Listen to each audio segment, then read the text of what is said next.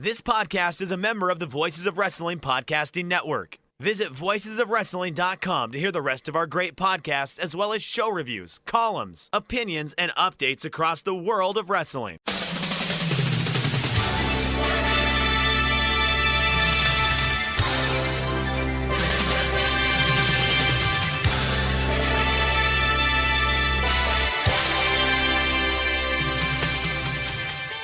Hello everybody and welcome to the Super J-Cast. I'm Joel Abraham, joined by Damon McDonald. Damon, how are you? I'm good. Just came out of some REM sleep. I feel like I'm still in a dream. You ever have that wake-up moment where you're like, oh, I'm running late now. That's me.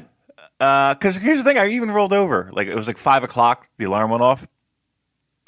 And I was like, all right, I got an hour. I can just kind of just lie here, kind of ease into it. Next thing I know, beep. I'm late. Did you have any like wacky or scary, stressful dreams where you dream that you're doing the podcast and then you look down and you're not wearing any trousers? Can't remember.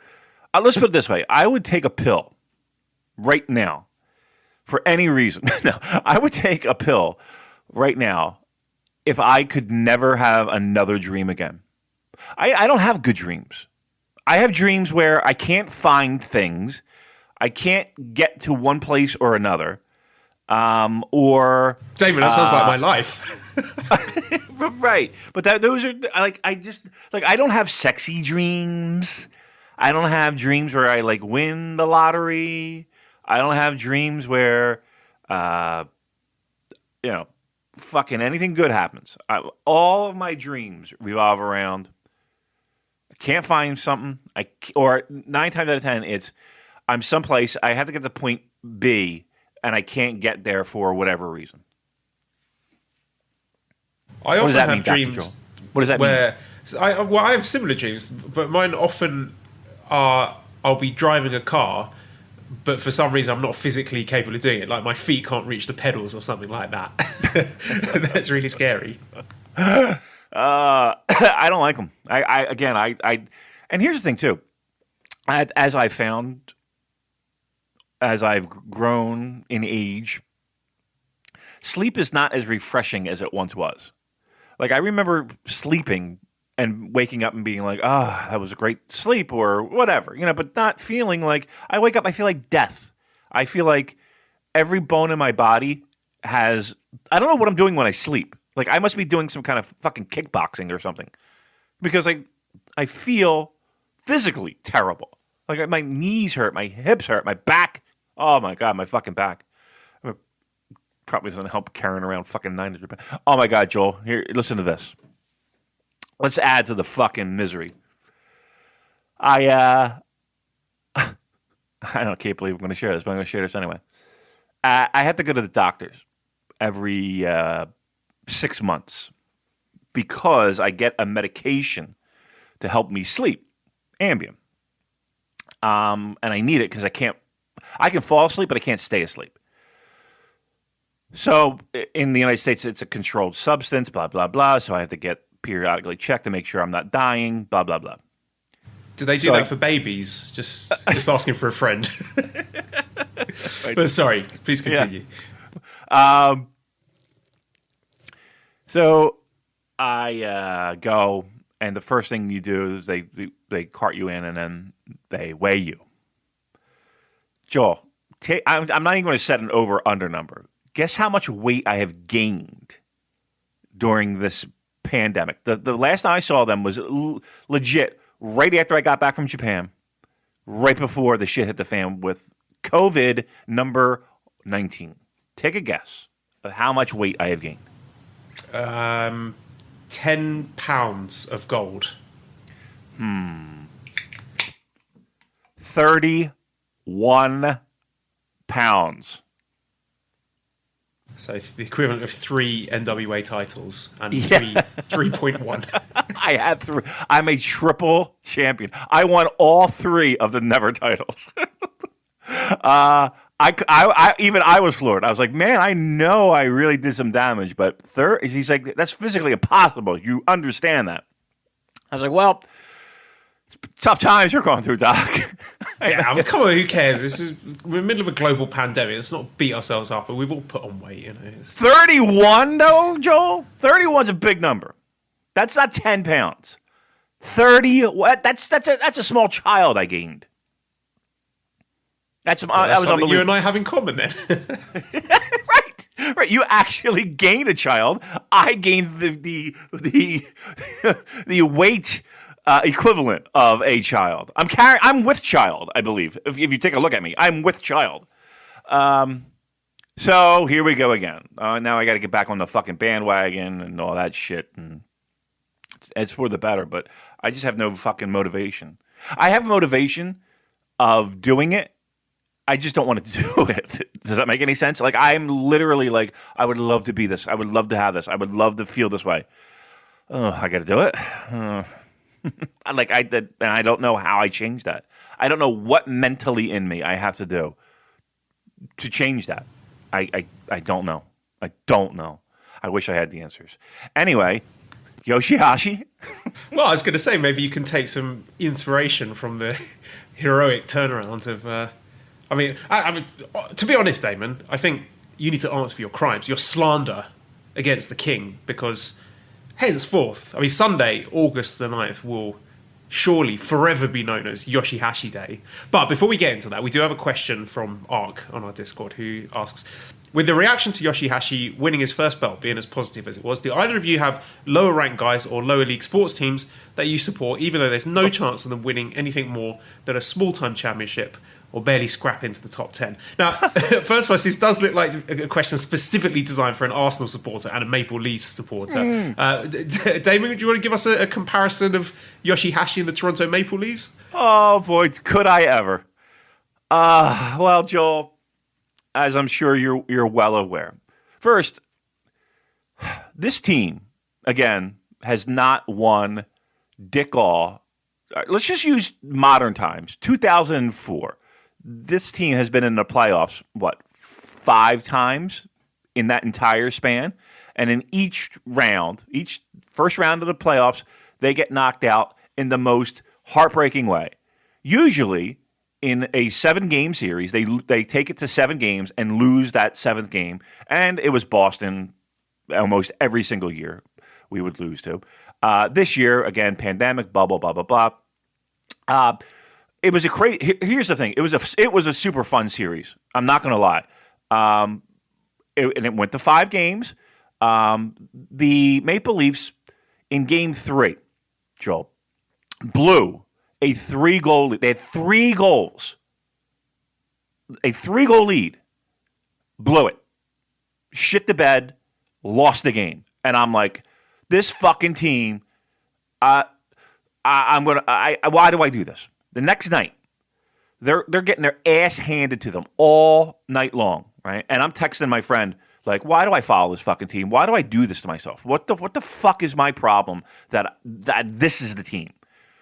In a span of 3 minutes, Joel, in a span of 3 minutes at the end of the game, mind you, with an empty net so they can have an extra skater, they tie the game. They score 3 goals. An unbelievable. I'm freaking out. Overtime.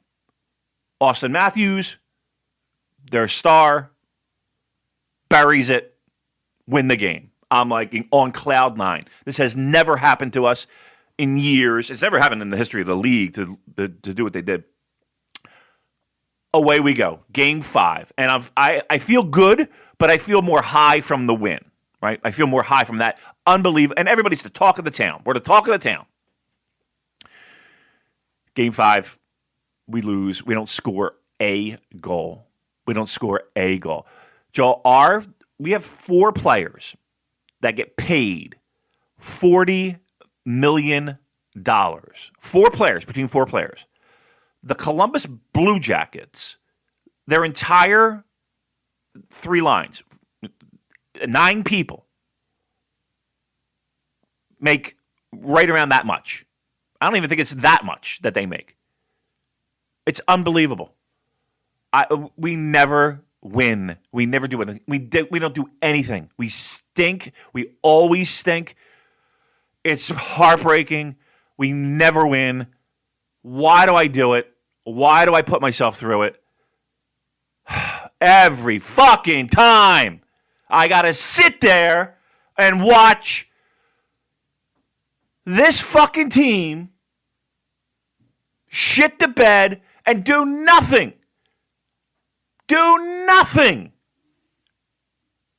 Since the 60s. I haven't been alive.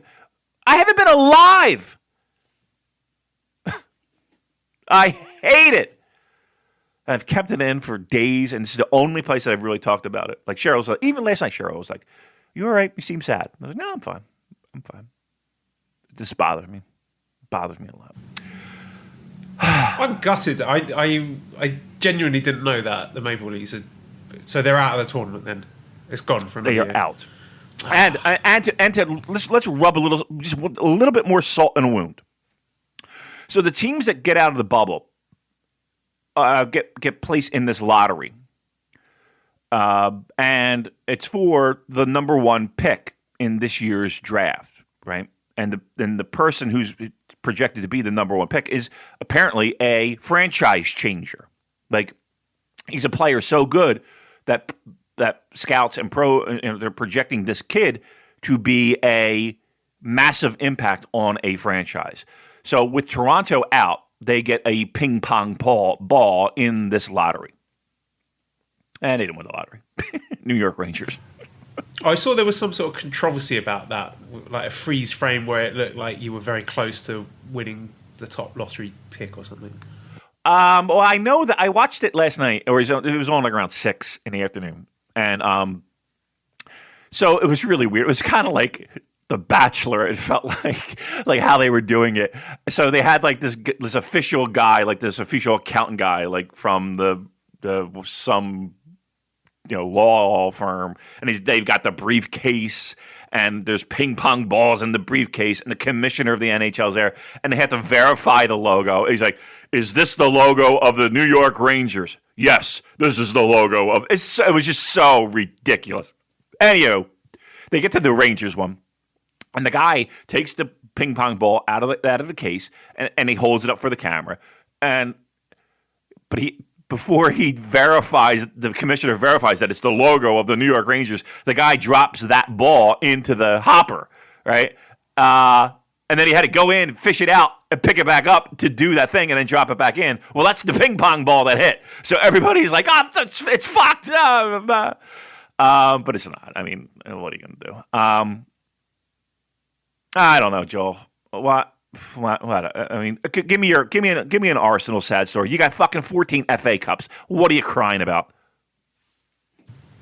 Well, our most highly paid player, I don't know if you might have heard of him, Mesut Ozil, is earning £350,000 a week, which in US dollars would be, let me just work that out, about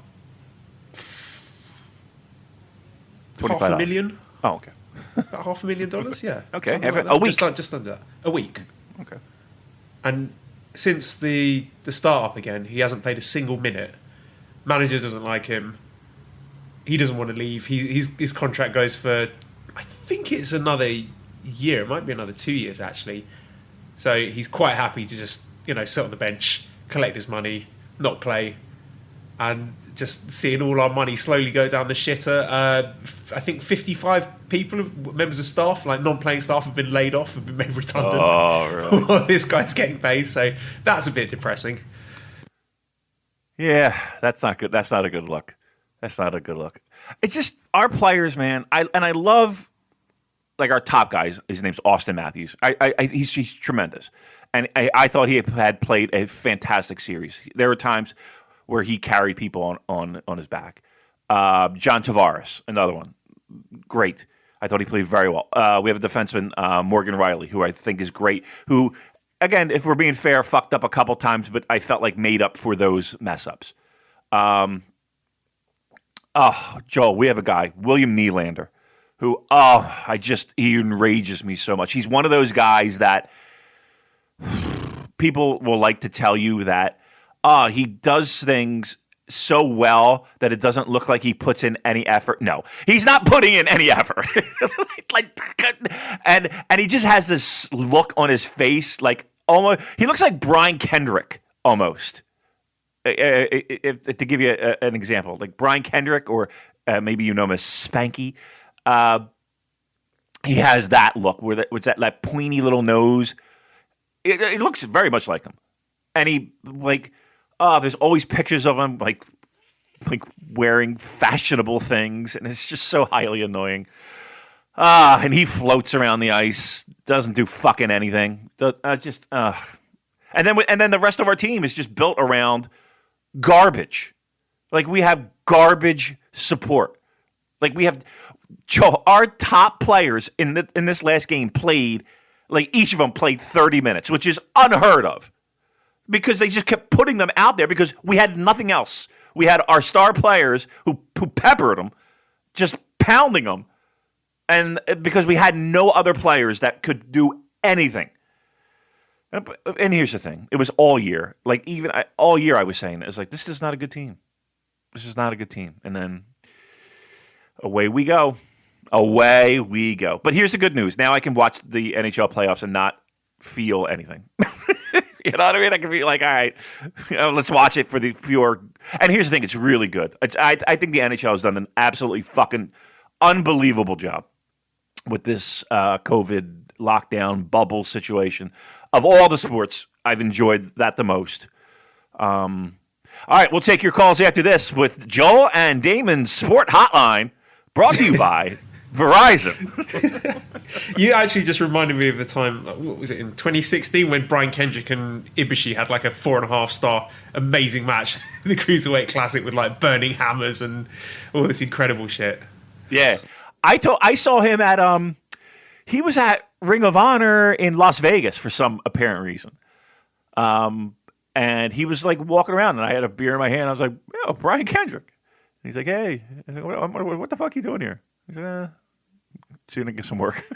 It's like, "I got my picture taken." Someone also once bought me a Brian Kendrick action figure. Is that right? I don't think I've still got it, but yeah, it was when he was having his. He had kind of like a half push in WWE. This must have been around 2008, 2009, when he was being pushed as the Brian Kendrick. And yes, I was like, yeah, I like this guy. Someone bought me his action figure. I was like, this is great. And then he was like immediately like tossed out the Royal Rumble after about 5 seconds. Yeah, paint it blue and put an 88 on it, and you got yourself fucking a William Nylander. And then shove it square up your ass. Positive, Damon. Good news. The Never Six-Man tournament. We got new champions here. I don't want to go through this tournament match by match because I can't fucking remember what happened on these cards. But the final, we're going to talk about that because that I really enjoyed. I thought it was a really, really good match. And let's just get the results here exactly. Loading up the old New Japan Pro Wrestling website. So Yoshi-Hashi, Tomohiro Ishii, and Hiroki Goto win with Ishii pinning Sho with a vertical drop brainbuster after 24 minutes and 18 seconds to become the 21st never openweight six-man champions. Steel O'Neill says, has there been another match that completely changed your mind on a wrestler as that never six-man tag title match has done for all of us new Hashi heads? Damon, what did you think of this? Has Yoshi-Hashi evolved beyond being a bag of socks for you? I mean, look, I don't want to take away from the guy's moment, and I don't want to fucking, because it was a good moment, right? You actually felt something there, and I think the emotions were real. I think a lot of the emotions were real. That being said, Joel, he was in the ring with a lot of supporting cast who helped make that match fun. The match was fun. The match was good. He had a good supporting cast in there. It's the never six-man titles, right? I think you got to say job well done for making. Well, I can only speak for myself, but for making me care about the never six-man belts and also making me care about Yoshi-Hashi, and that's probably the ceiling for both him and the titles. But Right. it was a good job. Yes, absolutely. But let's again, I don't want to take away from a moment. I don't want to be a wet blanket. But again, New Japan could do this to anything. You know what I mean? If they wanted to make the prize a glass of whole milk, they could make it interesting and make people care that, oh my God, he's going to drink the fucking glass. Oh my God, he drank the glass. You know? Well, I said the same on Twitter. I said, it's proof of concept that you can make any title and any match meaningful if you give it the right build-up with a well-told story and you let them have enough time to tell their story in the ring, and it was successful. Yeah, absolutely. We've said it. How many times have we said it? That they have so many talented people that anybody who gets the tap on the shoulder can perform at a higher level than maybe what they normally would, and at a high level of, hey, these people will eat this up. These people being us. Yeah, but it's again a great moment. They did it well. They gave you a little story in there to tug at your heartstrings and make you feel something. That's awesome.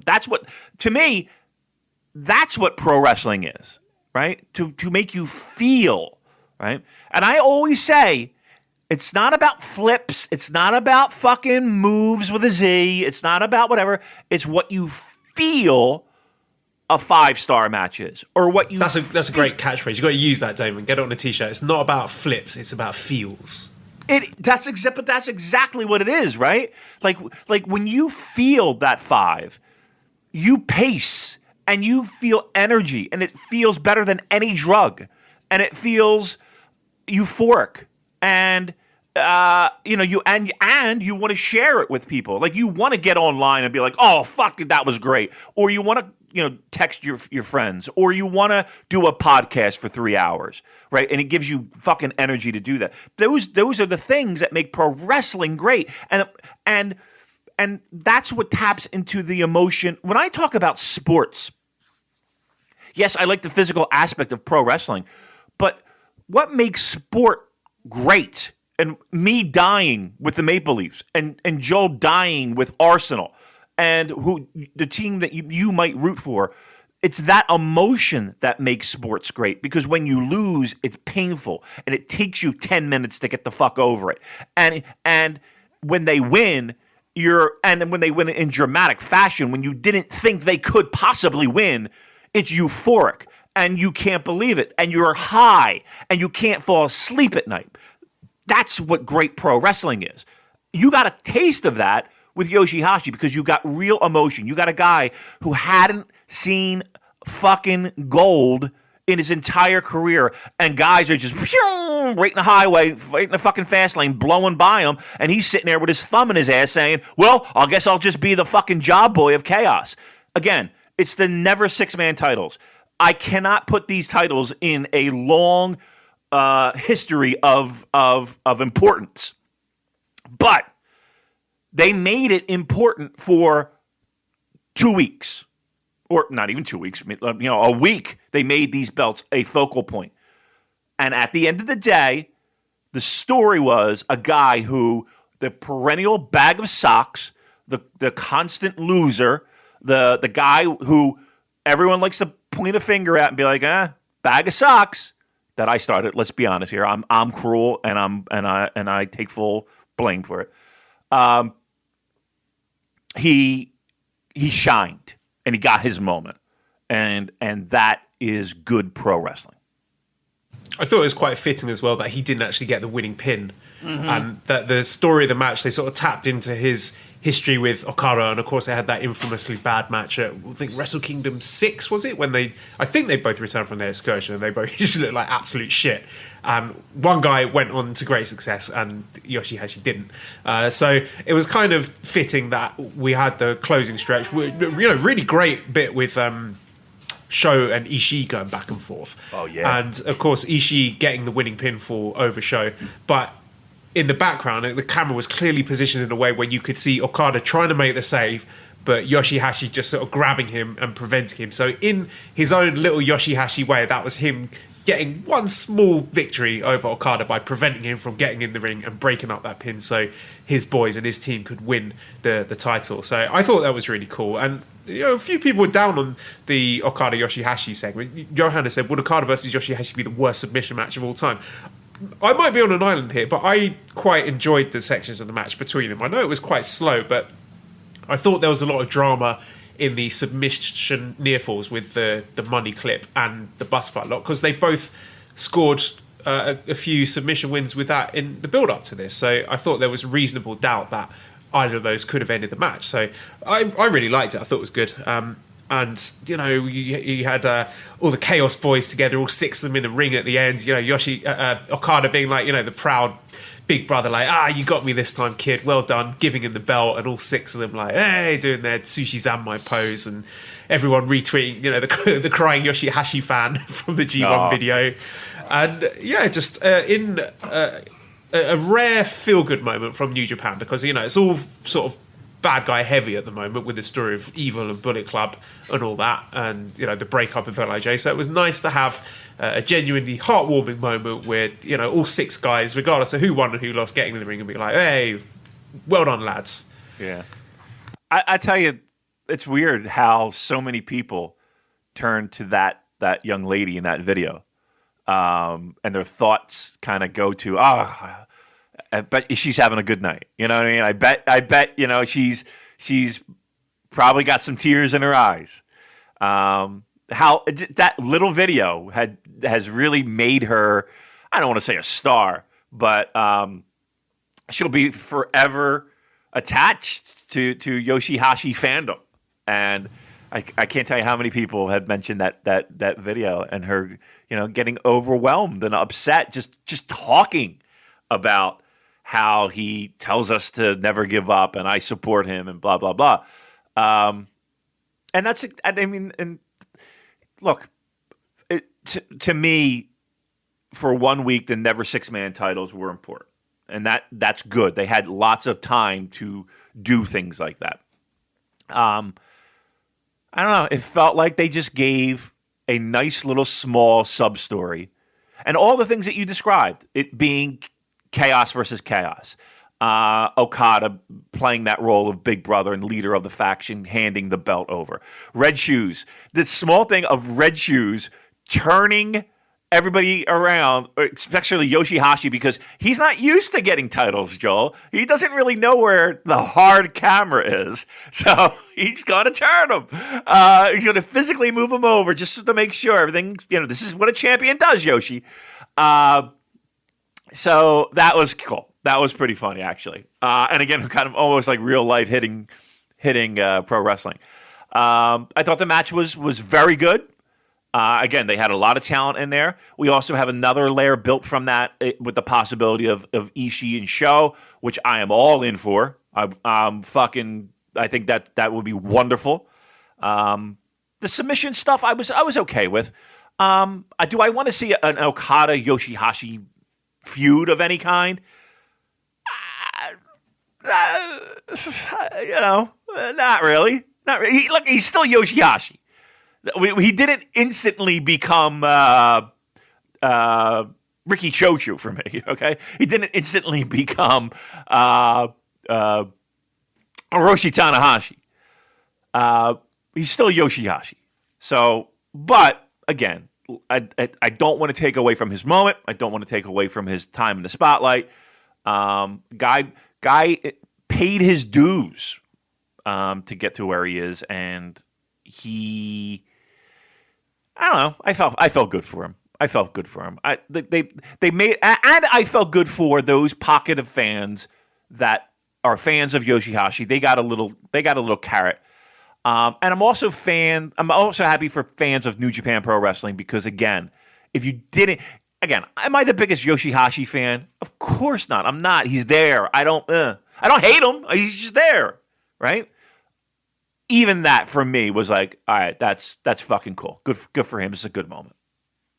Yeah, it was like planetary alignment where everything lined up perfectly to get you caring about Yoshi-Hashi and caring about the Never Six-Man titles. And I think in many ways that the famous fan of his who was crying is emblematic of the magic and the beauty of pro wrestling. Like, whoever you are, whatever your position on the roster, however, the general consensus might be you're a bag of socks or whatever, you've always got a small group of very passionate fans who love you for who you are and the effort you're putting in and going to stick by you through thick and thin. So, yeah, really lovely moment. And, what were your thoughts on the tournament as a whole? Any other matches stood out to you? I thought the semi-final with Ibushi, Tanahashi and Wato against Yoshi-Hashi, Ishii and Goto was really good. Particularly the closing stretch between Yoshi-Hashi and Master Wato. That really stood out to me because, again, two guys who, by and large, people look at as, meme wrestlers. I mean, it may be a bit too early to say that for Master Wato, but certainly for Yoshi-Hashi. And they put on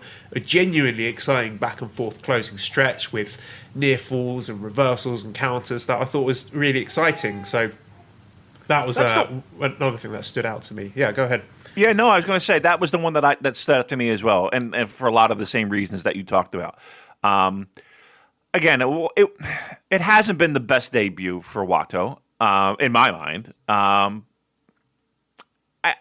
think he's starting to shake that off a little bit. I think not only is he becoming a little bit more comfortable in who he is and learning to make this work, I think people are starting to kind of get more comfortable with it too.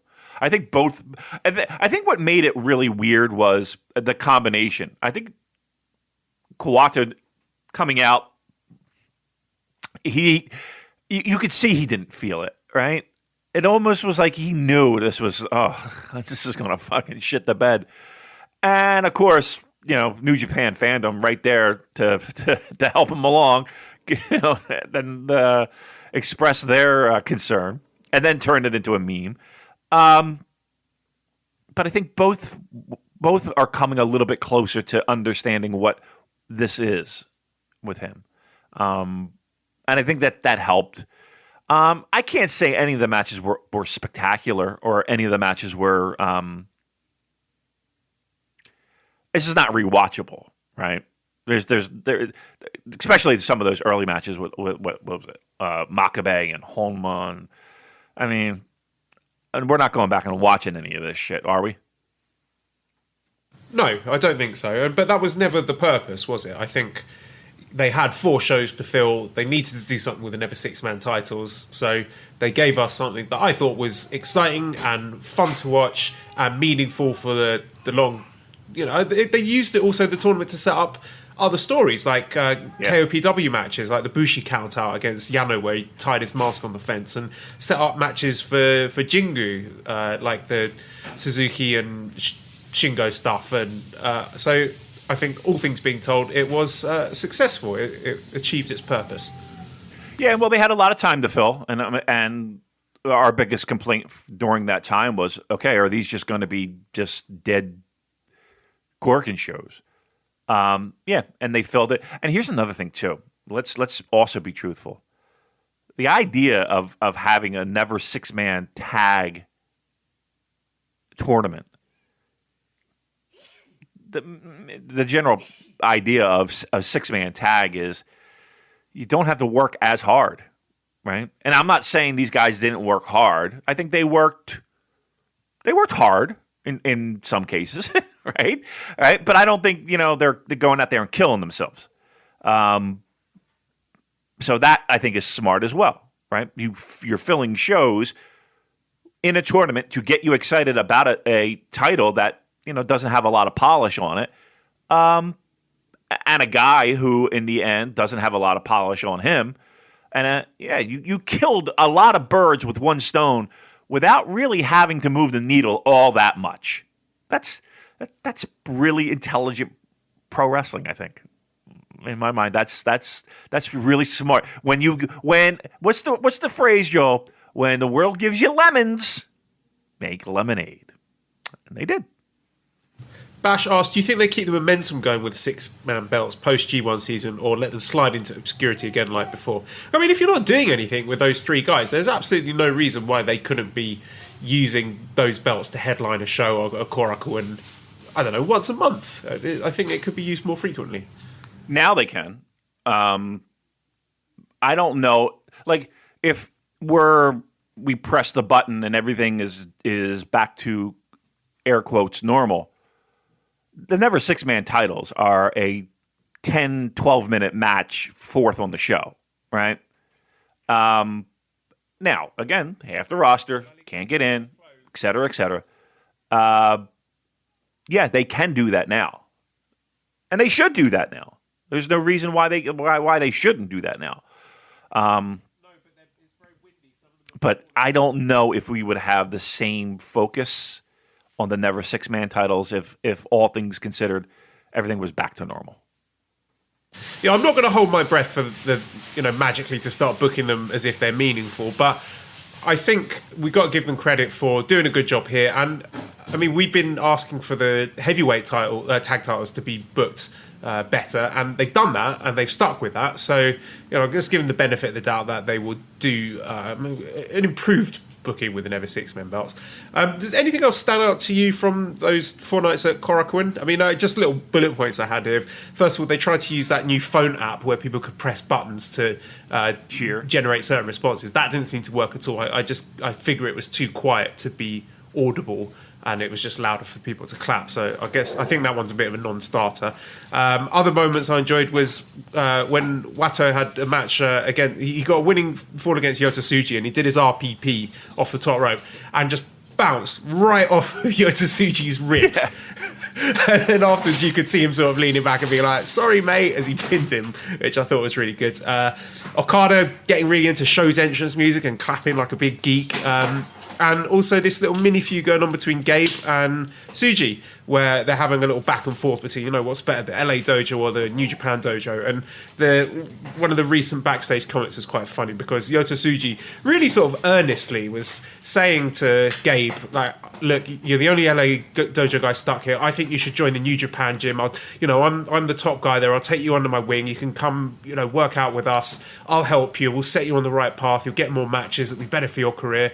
You should start speaking more Japanese. And then Gabe's just sort of staring at him blankly, like obviously not understanding a word he's saying. And then Gabe's just like, LA dojo, piss off. So I just thought, they could have had a really beautiful friendship there, and it's just lost in communication. It all broke down there. But yeah, big credit to Tsuji for trying to speak English. He did say in English, you must speak more Japanese. And I was like, yeah, it just... Tsuji's impressed me with his these last 4 shows, and him with his backstage comments as well. He's just a little strengthening that emotional connection I have with Yota Tsuji. So I enjoyed that as well. So anything else stand out to you from these shows? Yeah, so the one thing, was it, I guess it was finals night. It was Gabriel Kidd. It was a tag match. It was the opening tag. And I forget which young lion was in there. Was it Uremura and Gabriel Kidd against was it Geto and Yujiro? I think it was the opening match. And the only reason I remember it is the fucking beating these 2 kids took in this match, in this meaningless opening tag match, where they were getting whipped and to set up this stupid stipulation match with Okada and Yujiro having their 15th match in as many days. Right. You just imagine Gedo and Yujiro coming out with a strap being like, sorry lads, we got to get this stipulation over somehow. And like, oh right. Christ. I was like, oh my goodness, like what the fuck? Like, I listen to the history of pro wrestling. Jobbers have been brutalized, all right? There have been times where you will watch a match and be like, they fucking destroyed this poor guy making $15 for this shot. I just felt so bad for those 2. Like, his back was just torn to shit, bleeding. I was like, just to get over a stip like this? I was like, oh my God. Somebody didn't sweep up right, and it's you 2 that have taken the lashes, son. That was I felt bad. That's called paying dues right there. Yeah, they took a beating. So I mean, overall they were decent shows. Again, with the cherry on top being a nice little emotional pro wrestling moment. So good for them. Let's stick with KOPW 2020 because they've announced some matches for August 26th at Korakuen. So the first one we've got is Okada versus Yujiro, and Okada has proposed a 1 versus 3 handicap match where he's going to take on Yujiro, Gedo, and Jado by himself. And Yujiro has proposed a lumberjack strap match, so if you get thrown out the ring, you're going to get whipped with a strap. So, I mean, neither of those get my heart racing, but at the end of the day, it is Okada versus Yujiro. You know, you could put, you know, TLC match or best 2 out of 3 falls, no time limit, whatever you want. It's not going to polish that particular turd. So, either of those you particularly want to see? I mean, I'm leaning more towards the lumberjack strap match because I don't particularly want to see Okada babyface in peril getting beaten up with long heat segments from the Bullet Club boys for 15 fucking minutes or however long it is. Yeah, I mean, there's a history of that. I remember, didn't they have Inoki do? He did a few of those, if I'm not mistaken. Like 3-on-1 matches. I think there's one on New Japan World, if I'm not mistaken. I could be dead wrong, but yeah, they've done that in the past. So that might be a little tip of the cap to Inoki, actually, on that one.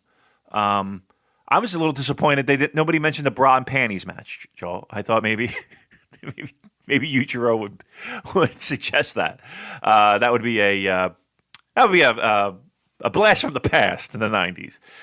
Nah, I mean, I can't say that I'm overly excited about the possibilities of any type of strap match or a 3-on-1 match. I think not super. I think eventually we'll get some creativity, and again, maybe a blast from the past, a wink, wink, nudge, nudge, might happen. But yeah, it doesn't feel like there's a lot of creativity with these steps so far. When do the fans get to vote? That's what I want to know, because I'm hiring a bot to fuck up the voting, because we are going to do.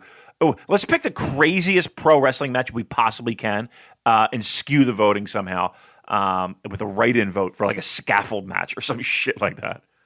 I love the idea, but it's just going to be like a 50-50 shot, isn't it, between the two stipulations proposed by the wrestlers, presumably. By the way, you didn't watch My Dad as a Heel Wrestler, did you? No, I didn't watch it. Okay, well, we got a question about that, but I'm going to press delete. Right, the other match, well, one of the other matches for KOPW 2020 first round will be Satoshi Kojima versus El Desperado.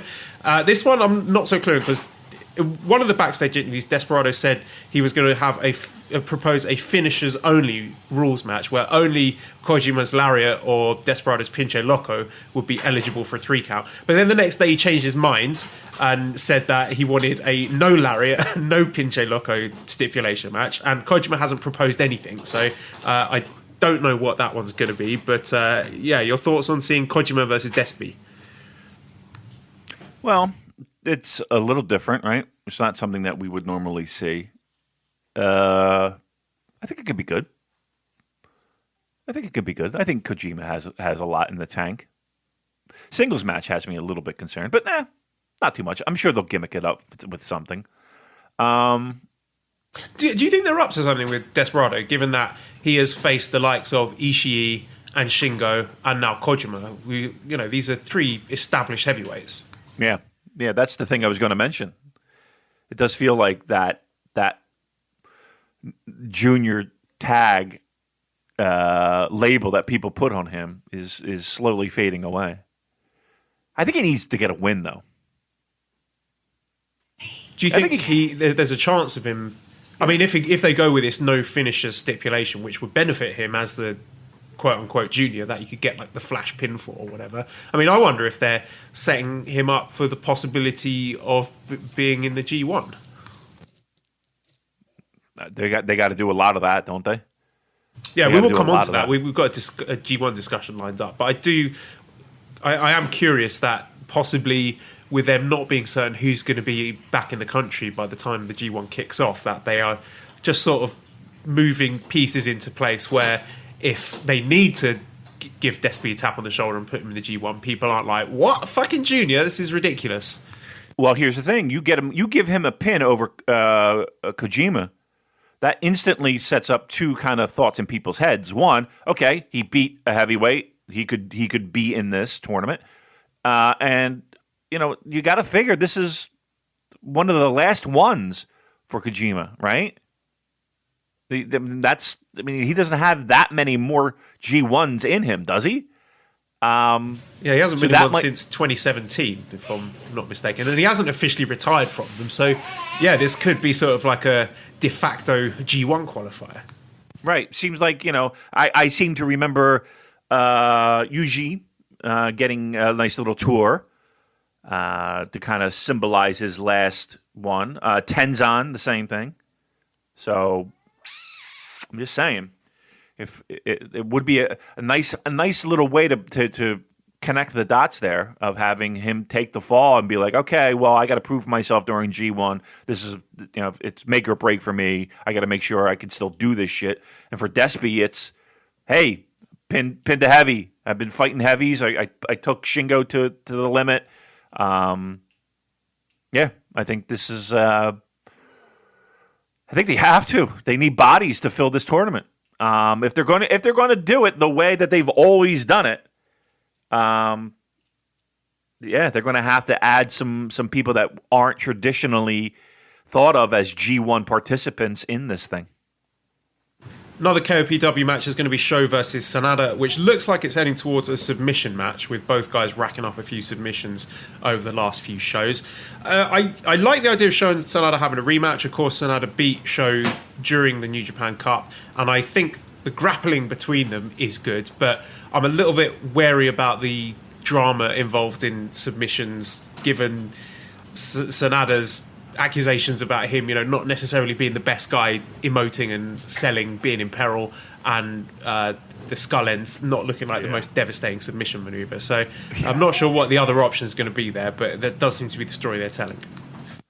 Yeah, that does not, like, if you're going to put those two guys in a match, let's not handcuff them by having them lie on the fucking mat. To me, that's a perfect example of stipulations hurting a match and handcuffing a match. Hopefully, they can work around it. But yeah, I have no desire to see Sanada rolling around on a fucking mat trying to get in a what arguably is the weakest submission hold in pro wrestling. It's not something I'm looking forward to. Yeah, and I do like seeing Sanada rolling around on the mat for the purpose of flash pinfalls. Like, I loved his match with Zack at Tokyo Dome. I thought that was really good. But the submission stuff, I'm not sure about that. So we'll see what the other option is. And the final first round match for KOPW is Toru Yano versus Bushi. And it looks like it's going to be no count-outs proposed by Bushi, because he got counted out, of course, with his mask tied to the railings. And Yano possibly proposing a one-count stipulation, like you can win with a flash pinfall that gets one count. It's just going to be a shenanigans match, right? Well, first of all, there are no count-outs in every New Japan Pro Wrestling match, in case you haven't watched. They can brawl in the crowd for fucking 10 minutes and not have anyone get counted out. And then all of a sudden, 19! Listen, I just woke up, people. I'm a little grouchy, all right? And then a one count, huh? Well, yeah. I mean, seems... I don't know, that could be fun. The minute somebody's shoulders hit the fucking mat, they're scrambling to get up. They can take a backdrop and try and sell it, and then, ready for the count. I don't know. I can imagine, like, sort of the back and forth with reversals of zero counts. Right. They kicked out at 0. So it seems very DDT-ish. It does, but if you're going to have... Listen, I think people would be more upset if it were fucking, people that, I don't want to say hold to a higher regard when it comes to a match. If you're going to do this, Yano is the guy to do this with, and Yano will make it fun, and I'm sure you'll get a laugh or two out of it. I mean, that's what they're going for, right? All 4 of those matches are going to be in the same night, so presumably they're trying to have 4 different kinds of match that are going to be paced differently and aiming to achieve different purposes. So you're trying to get a bit of variety there. Yeah, and let's be honest. Do we think this match is going to go more than 5 minutes? Like, if they stretch it out more than 5 minutes, it'll be ridiculous. So it has to be quick. They're not going to be in there long. And it'll be high energy and high paced, and it'll be nonstop. Don't look at your phone during this match. I don't know. I'm kind of into this one. I actually am. I'm kind of into this one, and the idea of that. I think the worst one for me is the submission match. That one feels like you're putting these two guys in a vat of cement. This one is just the opposite. I think you're adding energy and adding spice and adding an element of, okay, this could end at any time. I like that. Thumbs up for that. Okay, Ted Jess says, should the KOPW winner be able to challenge for the G1 winner's briefcase? I think it's a great idea to make KOPW mean much more, but it might ruin the prestige of the G1. Yeah, I'd like to keep those pools separate, if you don't mind. I'm gonna keep. It's kind of like touching food on a plate. Are you a big? Are you a separate eater kind of guy, or you don't mind if things get mixed in together? You seem like a guy who doesn't mind things getting mixed in together. Depends what it is. Like, if I'm having a full English breakfast, I would like to use the sausage as a breakwater between the beans and everything else. I like that thought. Okay, all right. Yeah, I'm kind of. Yeah, it kind of depends too. I'll go all in. No, I'll put it all together. I don't give a shit. But to get to the point, I kind of want to keep that shit separate. Let's keep that separate. G1's going to be special this year. It's going to be weirder. That's for sure. There's going to be new fresh blood in there. Let's just. I know 2020 is the year of let's go crazy and let's take our dicks out and let's run around the block. Is it that year? I haven't participated in that yet. But you get my point. But I just want. I need some sense of normalcy, Joel. I need my G1 to be as G1-y as possible, please. Roy asked, with the next 4 Summer Struggle shows having basically identical cards, any idea which of these shows would be the best to watch? You won't be able to watch any of them, Roy, because if I'm not mistaken, they are house shows. They're not going to be televised. So the next televised shows are going to be the 2 Korakuens on August 26th and August 27th. So there you go. I've solved that problem for you. But I heard. But wait. Here's what we can do. We can hire somebody to bring in one of those small little video cameras, right? And then we can hawk VHS tapes like Rob Feinstein. Yeah, but you've forgotten you might risk incurring the wrath of Officer Liger. So. Oh, good point. That is. I don't know if he's retired. I know Yushin Thunder Liger retired from active wrestling duty, but we don't know if he's retired from being an active police officer. So, best not to take that risk, huh? Yep. Okay, let's go talk about these match announcements for the D4DJ Groovy Mix presents Summer Struggle in Jingu. So we've had some. Well, the card has been announced, basically, apart from the KOPW thing. So the match lineups at the moment, we've got 6 matches for this stadium show. And we will be having the first match of Master Wato versus Yoshinobu Kanemaru in a special singles match. Second match will be the KOPW 2020 Finals 4-way match. The third match will be the Never Openweight Championship match between Shingo Takagi and Minoru Suzuki. Fourth match, Junior Heavyweight title match, Hiromu versus Ishimori. Fifth match, Tag Team title match with Ibushi and Tanahashi against Zack and Taichi. And then the main event, Heavyweight and Intercontinental Double Championship match, Naito against Evil. Now that, only 6 matches, relatively short, but that looks like a pretty fucking good card for me, Damon. That is a fantastic show, actually. In a nice outdoor stadium. I'll tell you what, they showed little clips when they were doing little hype videos for this show. I'm excited. That's gonna. I don't know if I'm worried about 5,000 people in a baseball stadium and what the optics would be of that. I think it's going to be cool. I think it's going to look good. I think it's going to smell good. I think it's going to feel like pro wrestling. It's going to feel like a big event, and the show itself is red hot. That's a fucking great show. I mean, that's pre-pandemic great. There's no asterisk on this fucking show. This is a good, on paper, that's a good fucking solid lineup. That's a good way to spend an afternoon and watch. Heard a little rumor, Joel. Want to hear a little rumor? Yes, as I have a screaming Shut up, 5-month-old baby in the All background. right, pause that. All right, get yourself on mute. I got a rumor. We're hearing that the possibility, and this might be, this could go either way, as I'm sure you would well know, but there is a rumor that they will be able to cheer in this open stadium. Cheering. Now, again, masks on. But imagine hearing the sounds of cheering fans along with... And I will say this. These fans at Corkin have been fantastic.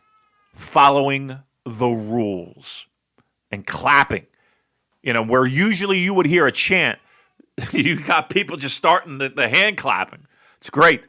So hopefully we'll hear voices cheering along with the claps. Big stadium, big show. Look, I'm having trouble getting hyped. I think one of the big challenges I have with New Japan's comeback is the lack of fans, and fans coming back helps me enjoy it more and more and more and more. And I think for a lot of people, it's been a little bit of a struggle to kind of get. You know, we all jumped right back in when they opened back up with the New Japan Cup. And then we're kind of, okay, we're coming along. And some people are much further along. And it might be that other things are coming back that are distracting us. I need everybody to kind of recalibrate and refocus. Because this is a pretty fucking hot show that's coming up, a week or two, that everyone should be excited for. This is a big show in a year where we really haven't seen that massive big show. To me, this is the first massive big show since the Dome. I just wanted to quickly talk about Shingo versus Suzuki because Shingo had an interview with Tokyo Sports and he said he wants to defend the Never title in a current blast death match. Takagi said, "Have we all lost our nerve? Or is the popular period over? I want to set off big fireworks like a summer festival, like an outdoor festival. In that sense, I've also experienced blowing up, so I think it's possible to connect the history of 21 years ago with the history of the event. So the last time New Japan held a show in Jingu Stadium, it was main evented by the Great Muta versus the Great Nita in a no-rope explosion, barbed wire barricade, explosive landmine, double hell death match." What? So do you think there's a chance that there is some sort of explosion gimmick for this Shingo Suzuki match? That's what I was hinting at earlier with my exploding. Yes, I mean, look, we're outdoors. We are, you know, if we're going to set up some pyrotechnics, this is where to do it. We already have the COVID masks and the hazmat suits. We can have the referee. If they do this, if anything exploding, I need a countdown. I need those fucking air horns to go off. That would bring back the nostalgia. Oh, talk about the nostalgia rub. How about that? Hearing that shit and watching 8 pounds of fucking infield dirt fly in the air. Great. I would love it. It would be different. It would be really outside the box. Fuck it. Let's take our dicks out and run around the block. It's 2020. This is it. Come on, Harold. Get some balls. Let's make this happen. Let's get some. They could have a karaoke match, Damon. Did you hear Shingo's singing promo? I did. I don't want that. I want bombs. I want exploding. Whatever the fuck you just said. I want that. Come on, how great would that be? You don't mean that. I mean, here's the problem though. None of these matches are particularly great, and we all know that the explosions really are. They're just again dust flying in the air. It turns out to be. The wrestlers really aren't in any peril whatsoever when these explosion matches. It would be like, I don't know. They're just not. But it's the idea of it. The idea of it. I remember I was at the ECW arena, Joe. It was Public Enemy. if you remember back in the day, Public Enemy, against, I want to say, Paul Diamond and Pat Tanaka. I could be wrong, but they had some type of exploding gimmick where they had a brawl up on the stage at the ECW arena, and there was supposed to be an explosion, but the explosion never went off. Like, they had a technical failure. So the whole hype for this match that they've been hyping for weeks of something blowing up never happened. And everybody's like, what the fuck? It was hilarious. I got to find that. I forget what show that was. Somebody can help us, I'm sure. But yeah, the explosion never really quite went off. That won't happen here, Joel. We have trained professionals in Japan for the explosion. Let's do it. I'm all in for that. That would get me hyped. Just to talk about an explosion death match here in 2020 would be fucking great.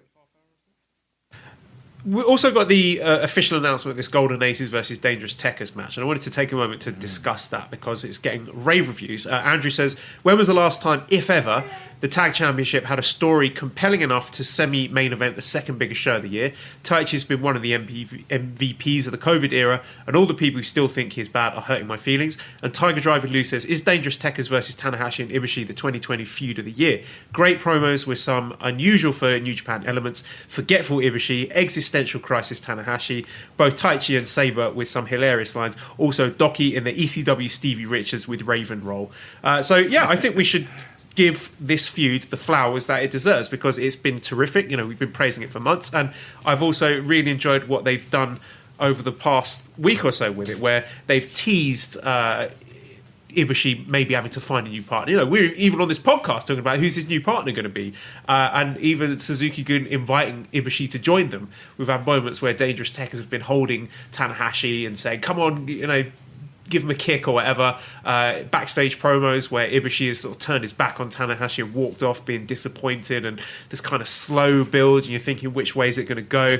And then they had that moment in the match where they've got him on his knees, Dangerous Tekkers, they've got Tanahashi on his knees, and you think, you know, is Ibushi going to turn on him and, you know, Kamigoye him in the face? Because we've got this long-running story where he's talking about Tanahashi being God, and of course Kamigoye is the God Killer, I believe it translates as.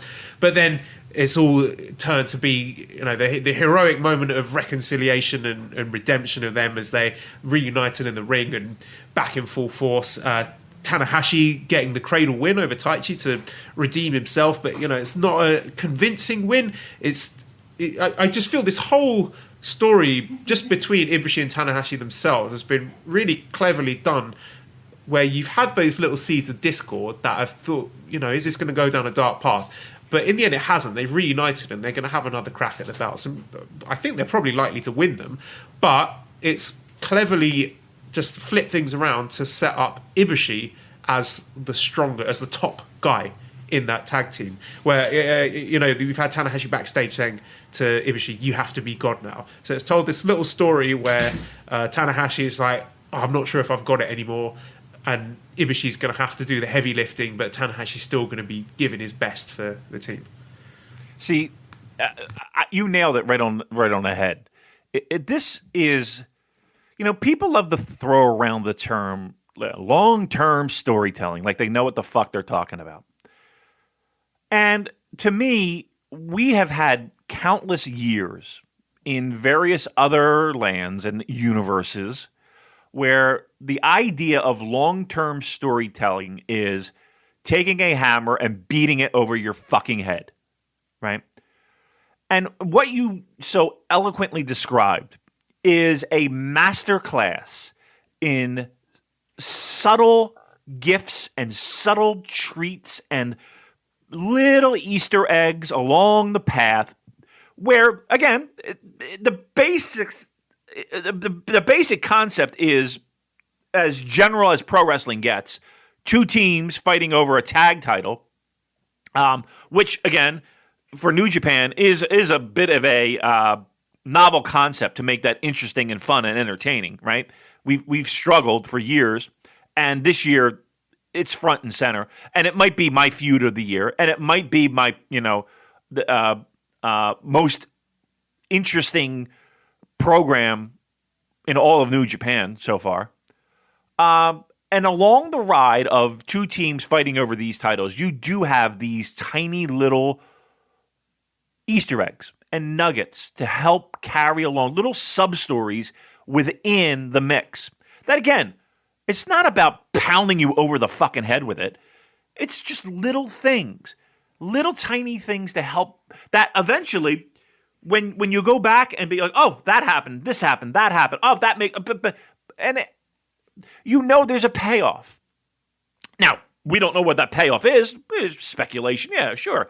Is Ibushi going to turn heel? Is everything going to be all right? And over above that, you have the idea of, again, titles meaning something and being a focal point in this company, which is, again, a good feeling and something that we've been pining for years. Yeah. And along the line, you have Zack and Taichi, which have become one of my favorite tag teams in general.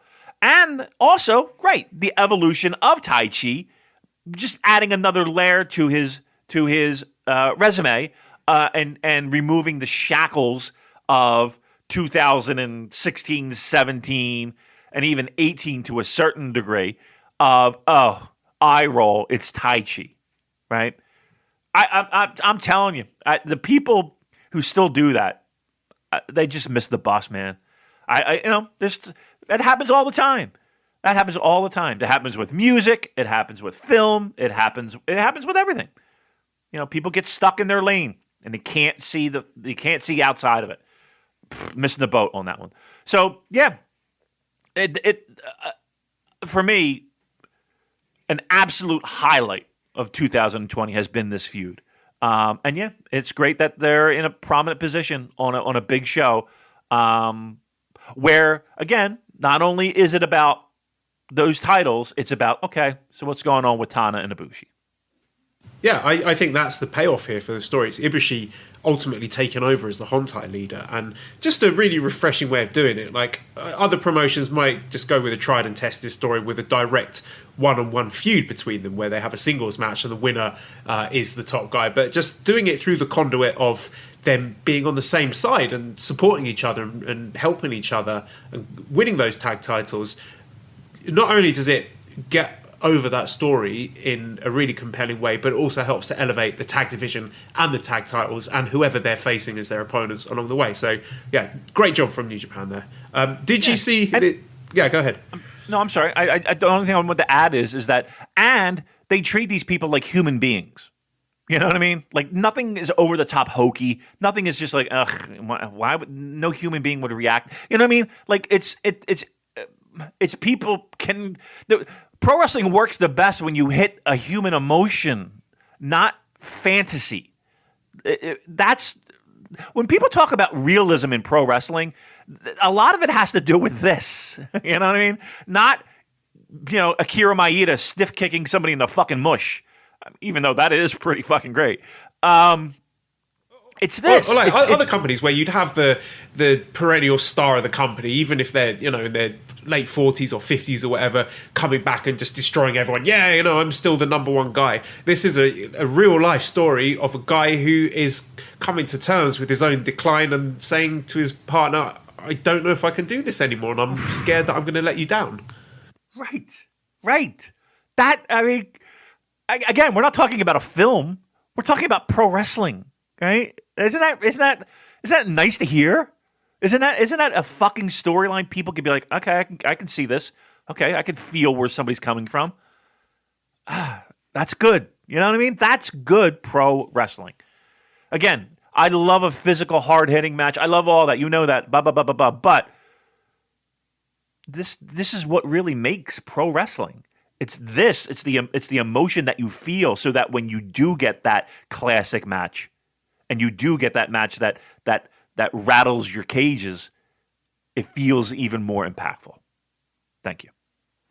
Did you see this website article with Ibushi giving life advice to fans? Because I've got a quote here for you. This is Ibushi saying, if I start to feel that I'm having a run of bad days or I'm not feeling too great, I'll make sure to do something completely opposite for a while. I'll do the exact opposite of what I'm thinking. If I think I'd like to make a run to the convenience store, I won't go. If I think I'm feeling hungry, I won't eat. Or I will eat if I'm not in the mood.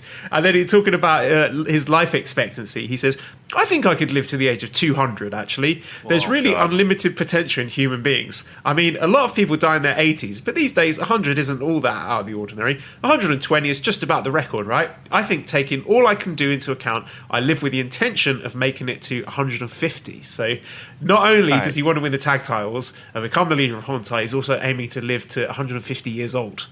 Okay, so what you're saying is for at least 50 of those years, you're going to be shitting your pants, Kota Ibushi. You do understand that, right?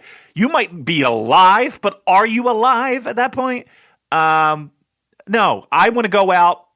I don't want to see 100. No, I don't want to. Imagine me at 100. Imagine the physical state I would be in if I were 100. You got to be kidding me. I would not want that. No, I passionately do. Now, again, if I could have Kota Ibushi's body at 100 years old, not him at 100 years old, but having that right now and be 100, yeah, I would do it. If I could have like vampire rules where I look great all the time and I live forever, great. Sign me the fuck up. I'll be the first person in line. But the idea of shitting my pants at 150 years old, eating fucking creamed corn, does not turn me on in any way, shape, fashion, or possibility. Thank you. I've taken those sort of like funnier quotes out of the article, but genuinely, he does give some very thoughtful, heartfelt, wise advice to these people who are writing in with their problems. So yeah, worth a read. Well, give me some answers, and maybe I could use some of it. I haven't written any of them down, so let's move on to the next point. Just one last thing with this Jingu Stadium show. Jay White has tweeted 8/29. Is he just yanking our chain at this point? Yeah. Or do you think, is there any chance that he appears, declares himself for the G1 or some sort of fuckery with this KOPW match or attacking Okada after that? I do think he will be there in some form in the show. I think what they're doing is this. And this is from a trusted source. Sorry, I just want to jump in because he hasn't been featured in any of the promotional stuff for NJPW Strong. He's not announced on any of those cards. So a lot of people are thinking maybe he's trying to make his way back to Japan. Well, here's the same person at Narita in security who held back Kenny Omega is now going to allow Jay White in. He's going to sneak him into the country. Well, I tell you, my idea on the Discord, Damon, that we'll get to the closing stretch of Evil versus Naito, and it's been like a really good match, very clean, no interference. And then you get Dick Togo getting involved, Jado's getting involved, Ghetto's getting involved, and then you have a Chinook helicopter descending from the sky. Because if it's a helicopter, they don't have to go through customs, right? So a Chinook helicopter, ropes coming down the side, and then rappelling down from the helicopter, you get the returning members of the Bullet Club. So you've got, Gorillas of Destiny, Bad Luck Fale, El Phantasmo, and then you got those guys brawling with the new Bullet Club guys in the middle of the ring. So there's like 10 people in the ring going back and forth, absolute chaos. And then suddenly Jay White's music hits, he storms to the ring, like Stone Cold did in 2001. And Jay White's giving Blade Runners left and right. Everyone's getting a Blade Runner. And people are logging into their Grapple app and like smashing the 0.25 button to express their displeasure at the lack of work. What is this? I love it. I love the idea of the helicopters coming in.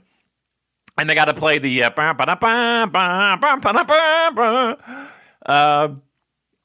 I love it. Rent the helicopters, Harold. Book it. Okay, let's just talk about the G1 climax then, because they did make some announcements during these Korakuen shows with a very ambitious schedule. So they're going to start September 19th in Osaka, and it will culminate in 3 consecutive nights, October 16th, 17th, 18th at Ryogoku Kokugikan in Sumo Hall in Tokyo. And yeah, they are going all over the place here. So like I said, they're doing Osaka, they're doing Hokkaido, Kobe, they've got a few nights at Korakuen, we're doing Niigata, Kagawa, Hiroshima, Okayama, Osaka again, Aichi, Shizuoka, Kanagawa. So yeah, this is more than I was expecting, given the somewhat precarious nature of the COVID situation in Japan at the moment. And it looks like a regular G1 schedule to me. Jason asked, All Japan just announced a small field for the carnival. Do you think the New Japan will try to have their normal 20 for the G1 or go smaller as well? I mean, based on this schedule, it just looks like the regular 20-man G1. They did release a little bit of news saying that the A block wrestlers won't be on the B block shows and vice versa. So presumably they're going to have a squad of like undercard guys, like the Young Lions and the Dads, the people who are not in the G1 doing the undercard matches and the undercard tag matches, and then your G1 block matches, but you won't get the people from the other block doing the undercard stuff, if that makes sense. So no, it does. Yeah. What are your thoughts on this? Look, I like the fact that again they're giving us that G1 flavor, and they're at least on paper and on the surface, it feels like it's not much has changed.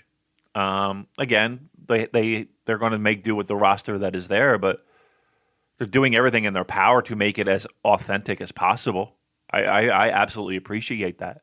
I saw that schedule and I did see like, ooh, they're okay. Let's just make sure everybody's safe. That's a big concern. I don't know what their testing schedule is, and I don't know if that is a big concern. You don't hear a lot about the testing going on inside of New Japan Pro Wrestling. Now, again, last week we talked about Hiroshi Tanahashi being near someone who did test, and everything seemed to be good. He was quarantined for a couple of days, apparently, from what I read. Okay, good. I'm curious as to how they're handling it within the bubble of New Japan Pro Wrestling. The last thing you would want are wrestlers like that. To me, running shows at Korakuen is a big difference than getting on a bus, going to City A, doing a show, getting on a bus, going to City B, getting on a bus. That does lend itself to a little bit of trouble because you're not keeping these guys in a bubble. Show's over, they're going to go out and get a couple beers, get a couple, some ramen, if you will. So that's my only concern. That's my only concern when it comes to that. But the idea of it on paper, that's a tough schedule. There will be people that we wouldn't expect in this G1. I mean, and here's the thing. We always, every year, Joe, we get people, do you think they'll have this person in G1? Do you think this person will be in G1 from outside promotions? This is a year where you could do that, and it would be perfectly acceptable and perfectly understandable. Would they, and you don't have to give me names, and I'm going to put you in a spot for names. Do you think that we'll have outside influence in this year's G1? No. Even with the somewhat depleted roster, I think they have more than enough people to put on a great G1 with 20 people. I just don't... What promotions would give their guys to New Japan? Just bearing in mind that the Champion Carnival and the Noah one, the N1, are going to be running at the same time. So we've already had names announced for that. So I can't see any other company being like, yeah, sure, you can take our top guy. I don't see what they have to benefit from it. I think those days of collaboration between New Japan and other Japanese promotions are not gone forever, but for now they're gone. Because, let's try and think who's going to be in it. Because from just using guys who are in Japan at the moment, so these are 12 people who were in the G1 last year who are still in Japan and active at the moment. So we've got Okada, Naito, Sanada, Shingo, Ibushi, Tanahashi, Evil, Zack, Taichi, Ishii, Goto, Yano. So obviously we are missing Moxley, Cobb, Ospreay, Kenta, Juice, Archer, Jay and Fale. So we've got 8 spots here. Now I'm sure, Damon, that we could right now give 8 names who I didn't mention before that we could use to fill up those spots to make a really good 20-man G1. So, you've got people who have entered it previously who haven't officially retired. We've got guys like Suzuki, Yoshi-Hashi, Makabe, Kojima. If you want to go lower down the pecking order, Yujiro, Honma, people like that. You've got Young Lions, we've got Tsuji, Gate Kid, Uemura. We've got juniors, given this whole open weight vibe going on with Hiromu, Despi, Sho, Ishimori, Toguchi, Wato, Kanemaru, people like that. So, yeah, give me 8 names of people who you would use to fill up those spots? From New Japan. Yeah.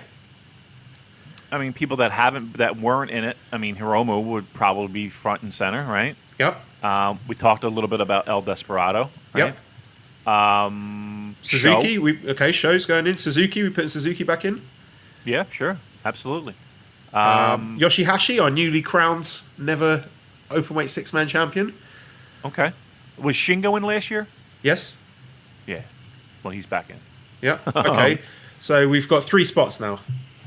Okay, I'll throw some more names at you. Makabe, Kojima. Either of those? Yeah, we talked about him, even with the idea with Despy kind of being a spark to give a little sub story there. So yeah, I would say Kojima's in. All right, so now we've got 2 more spots. So we could have Makabe. I mean, you could fill it with Makabe. I mean, that's fine. He's been good recently. I'll be perfectly happy to have him in. And then we could have other names we haven't mentioned yet: Yujiro, Honma, Suji, Gay Kid, Uemura, Ishimori, Taguchi, Wato. Which of those do you think would have be your 20? Wato, right?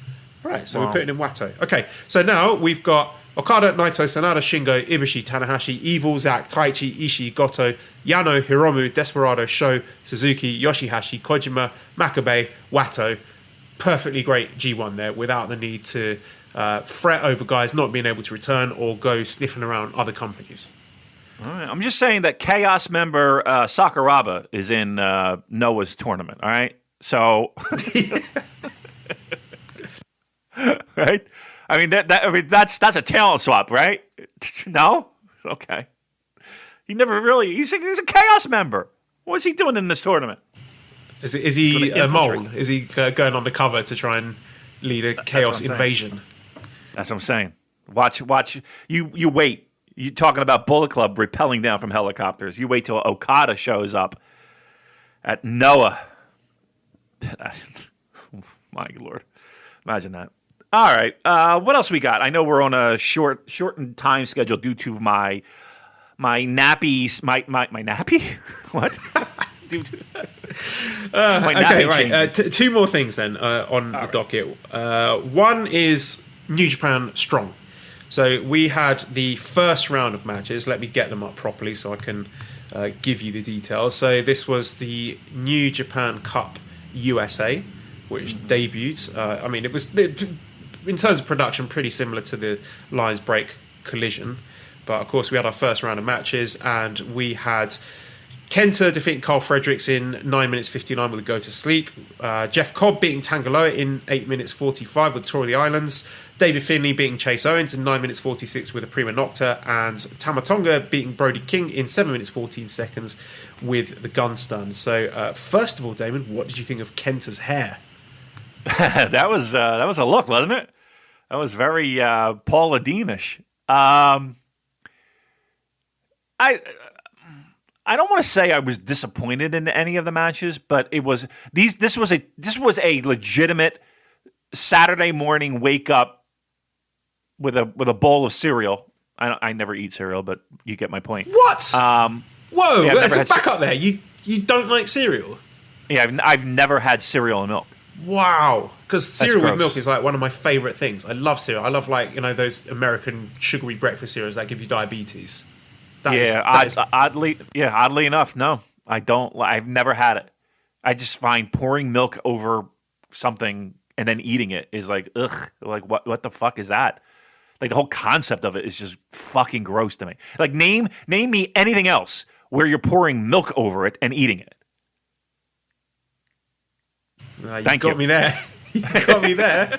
You know what I mean? Like, why are we doing it for this? Why is this okay? It doesn't make any sense. There are a lot of Thai desserts where they have coconut milk on things. Does that count, coconut milk?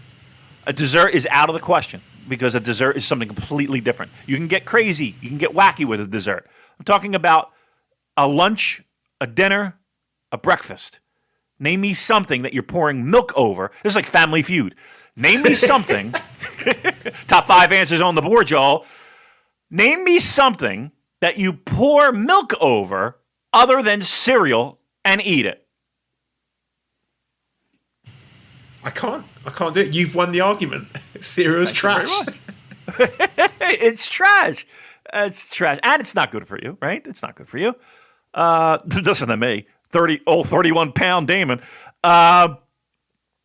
It's not. I never go for it. Now, a fucking stack of pancakes and some bacon, some fucking over eggs. I'm down. I'll crush that shit. A good breakfast sandwich. Oh, is there nothing better than a good breakfast sandwich? Oh, fucking great. All right, fuck me. Are you a I'm bagel fat. fan? Yes. Like when I went to New York, I absolutely smashed the classic everything bagel, cream cheese, smoked salmon, red onion, tomato, capers. Oh, great, classic, fucking great. We have a restaurant near us called Cinder Bar. They have outdoor dining, and we go there for brunch every Sunday. We've gone for like a month, and I get a salmon eggs Benedict. Oh, it is so fucking good. I get it every time I go because I can't order anything else. It's so good. I look forward to that every fucking Sunday. Fatty McFatty. So New Japan is strong then. I thought Kenta versus Fredericks was pretty good. It kind of reminded me of like a fast-paced G1 match where just back and forth, they're really laying into each other.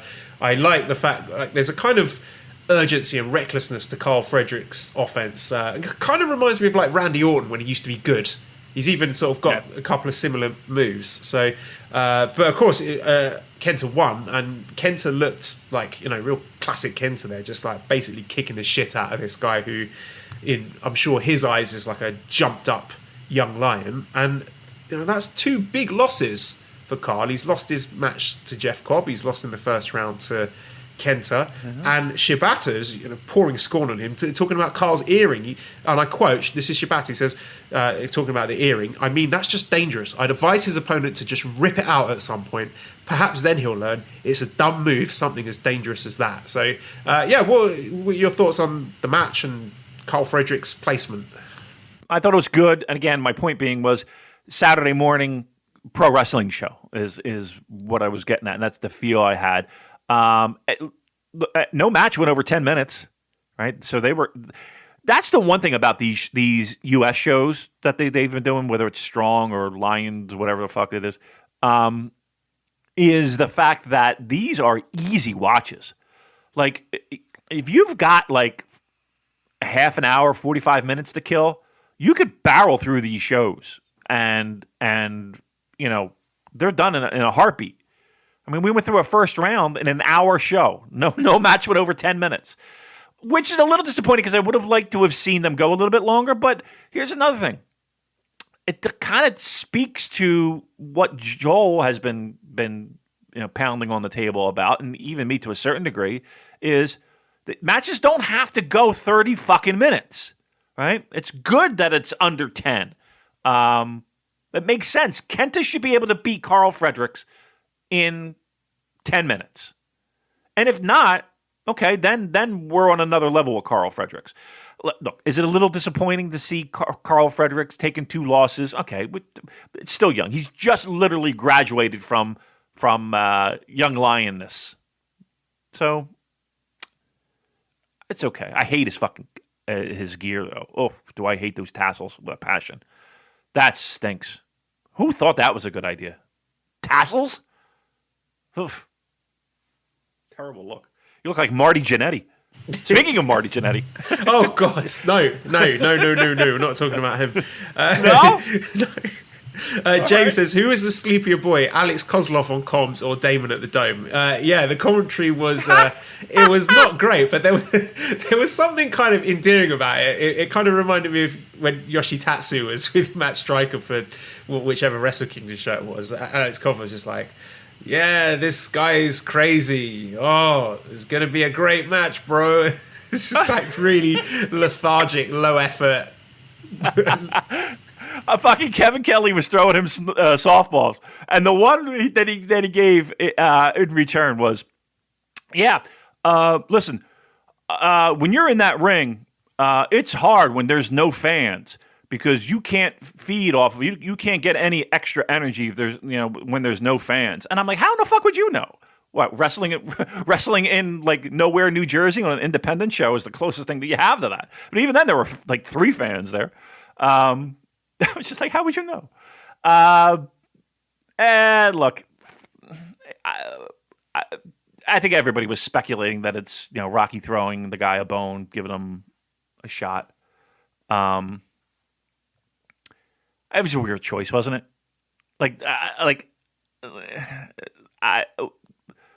I just scratch my head sometimes and think, where do they come up with these people doing comment? Like, if you look through the history of English commentating and the people Kevin Kelly has had to wet nurse through, I mean, he's had so many different fucking partners throughout the years that he's had to adjust. It's just amazing. Could have been worse, Damon. Maybe there were 1 or 2 names that could have slipped through the net and really brought the company to its knees. Oh, who are you referring to? You'll figure it out. What? I think imagine if that. Imagine if that happened. We get that phone call. We got your demo, boys. Here's your plane tickets. Sign you up. Listen, I'm going to tell you right now, and I don't give a fuck. Kevin, I've pooed myself. Imagine Kevin getting that phone call. Yeah, we got 2 guys for you. It's a 3-man booth. Oh, great. Who you got? What? Kevin puts in his papers, signs with WWE 2 weeks later. I ain't dealing with these fucking idiots. Listen, I'll deal with fucking Caprice Coleman or whatever. He was good, Caprice Coleman. He was good. Yeah, he was good. Here's the thing with him. He got better as it went along. Like again, nerves. You're fucking doing it for I thought we were good, Joel. We were great, right. But no one's ever going to hear those tapes. So take those with us. Maybe that's the Patreon. That's the Patreon. That's what we do. We put those fuckers up. I tell you what I had a dream of. Speaking of dreams and taking pills, and this is legit. I had a dream that we did a show where Kevin Kelly listened to those tapes, and it was like a roast of us. Oh my god! Kevin Kelly critiqued them, and we were just cringing. We were just like, "Oh my god!" And he was just laying the fucking boots to us. It was hilarious. But I had a dream, and I was going to actually pose it to you. But being that now we're talking about it on our show, maybe it happens. And it's a Patreon. People have to pay like $5 to listen to this audio of Kevin Kelly just fucking burying it. That would be funny, actually. I thought it was good, though. I thought we did okay. All right, anyway, go ahead. Okay, so we're looking at a preview for the upcoming New Japan Strong show. This Friday, we got Jordan Clearwater and Clark Connors versus Barrett Brown and Logan Regal.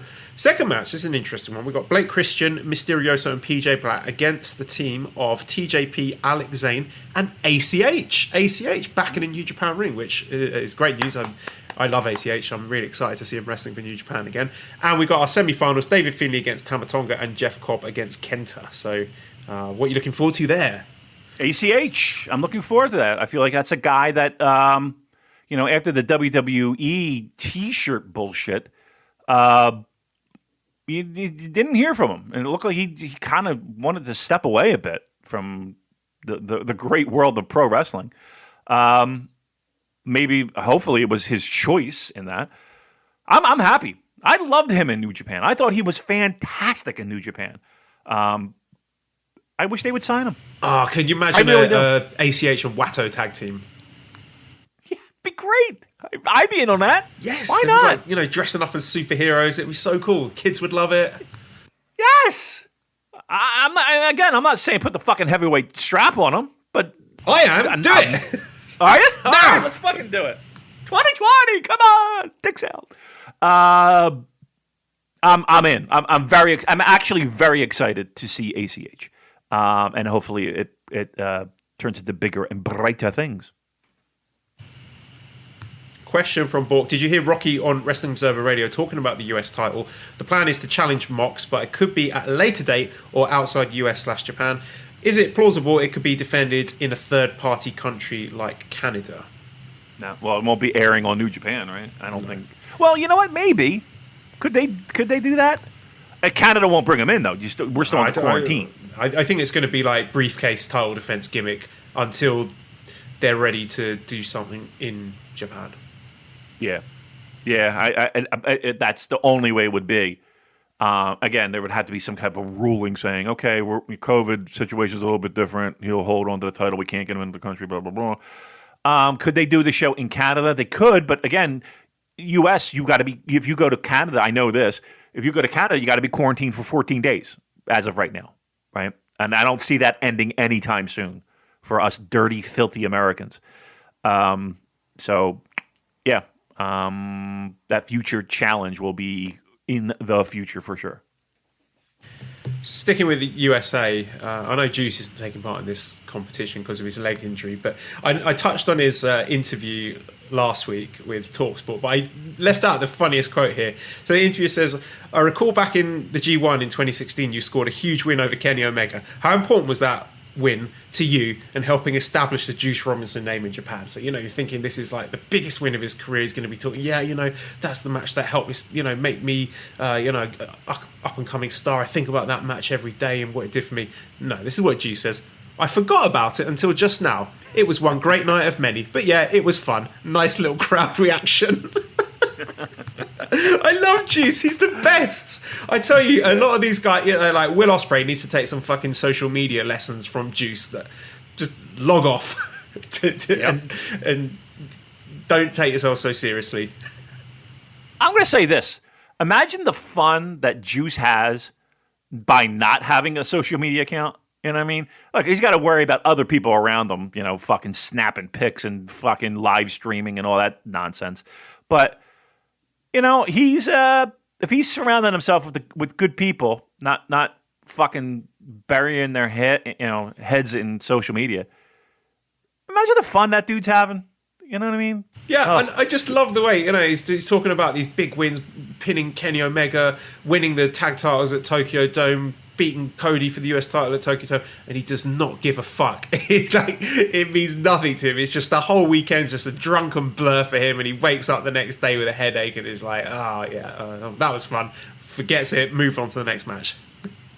Yep, absolutely. It's Juice. I would expect nothing less, right? Good for him. Business news here, just a couple of quick points. There's an interview with Harold May in Tokyo Economics Weekly. He says New Japan want to have their own 3,000 person capacity venue, and they're in the process of looking for that. New Japan World subscribers were down 10% during the pandemic, which was less of a drop than they expected, and numbers went back to normal once they started doing shows again. It's approximately 100,000 subscriptions, and just under 40% of them from abroad. So any of that news surprise you? Not really. I mean, you have to consider people were trying to cut costs at all corners. No new content being shown. I mean, they tried. They had, stuff that they tried to do with Zoom, and all that shit. But no, it's not a huge drop. It's not a huge drop. But that news about them getting their own venue, that would be pretty cool. Maybe they would stop using being so heavily reliant on Korakuen if they have their own venue, which is larger than that. Yeah, they've kind of, from what I understand, they've always had that as one of their goals. And that doesn't necessarily mean it has to be a pro wrestling arena. They can do other things and make money off renting that space out, depending upon if it's multifunctional. It doesn't just have to be a New Japan only building. Now they could make it a New Japan only building and have a training facility that might be a little bit more modern than, say, the dojos. Possibility. There is something about Korakuen Hall, though, and the history that's there, and it's kind of like, You don't want the fucking New York Yankees to move out of Yankee Stadium and go play at some fucking jitbag field, right? You want them, there is something to be said about that fucking elevator ride to the 5th floor and that wood floor. And those delicious chicken fingers. There is something to be said about those bleachers and those incredibly uncomfortable orange seats. It's a lot of history in that building. So, from a financial perspective, having your own building, though, you cry once, you pay for it, and then you reap the benefits from it. So, and a modern facility, I'm 50-50. I'm actually 60-40. Cork and Hall means a lot, but I understand the idea of having your own building. It makes business sense. Do you want to do one question before we finish up? Yes, I do. Let's do one question before we leave. One question from our good friend of the show, Manabu. We love Manabu. I miss him. I miss him. I haven't talked to him in a while. Gave us all those lovely snacks and every flavour of Strong Zero before Tokyo Dome. So you want to answer his question, right? Yeah, absolutely. Okay, here it comes. Kenny's done a thing. What do you think of Kenny Omega's comments about Evil and New Japan? So here's the quote from Kenny. The new Bullet Club is pathetic. When I saw Evil, he reminds me of the villain from Ghostbusters 2. I know he's trying to look cool. Congrats to Evil, double champion. Wow. But kind of pathetic. The standard was far higher when I was there. I was the best bout machine. Is that real? Yes! It's a real quote. Yeah! We're doing this again. Real or fake? Right. That was one of our best bets, by the way. Speaking of 2020 greatness, that was 2020 episode 97. I go back and listen to it often, and every time it makes me laugh. Me too. I swear, anytime I'm down. I enjoy the smell of my own farts. It really is. Go back and listen to it. It's so funny. I do it all the time. That is a real quote from Kenneth Omega. Wow. I'm not, here's the thing. To this day, our Discord, there's not a week that goes by. And listen, he does it with quotes like these. But there's not a fucking week that goes by where Kenny Omega is not a topic of discussion. And it's just like, I'm over it. Like, I'm going to go so far as to say, I don't give a fuck what Kenny Omega says at this point.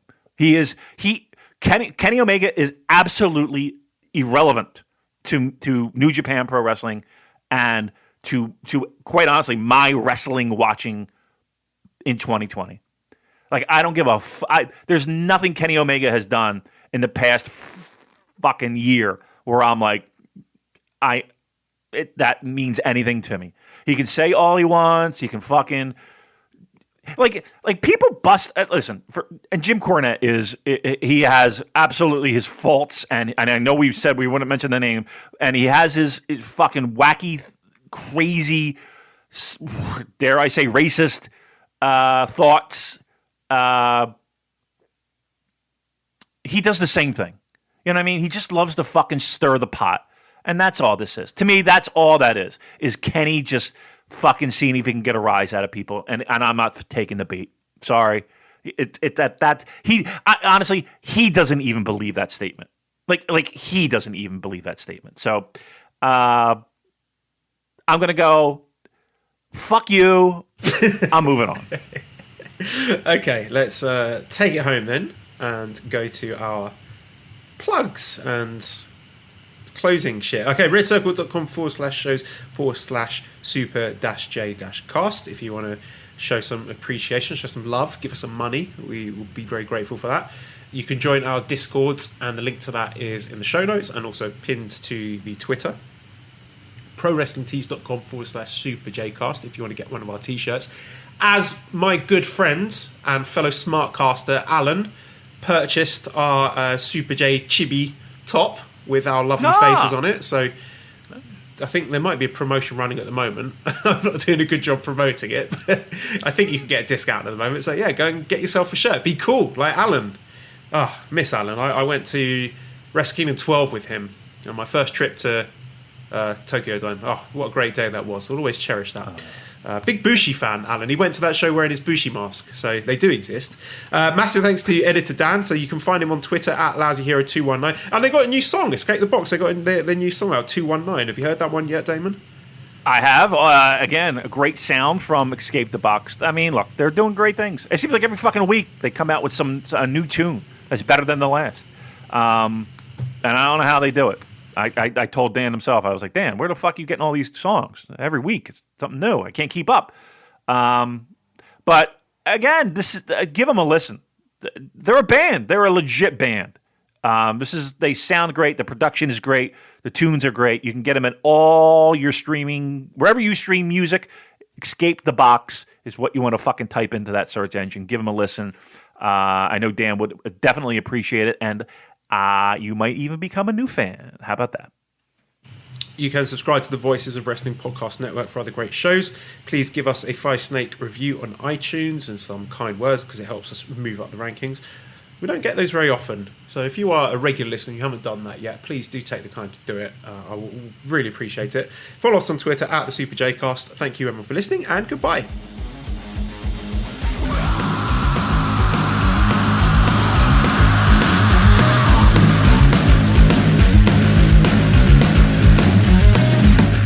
How do you fix your posture when your back's about to crumble? When it all gets too much, it's time to take some more again. It's okay to try and fail so bad, but I know that's alright. But I'm still gonna crush.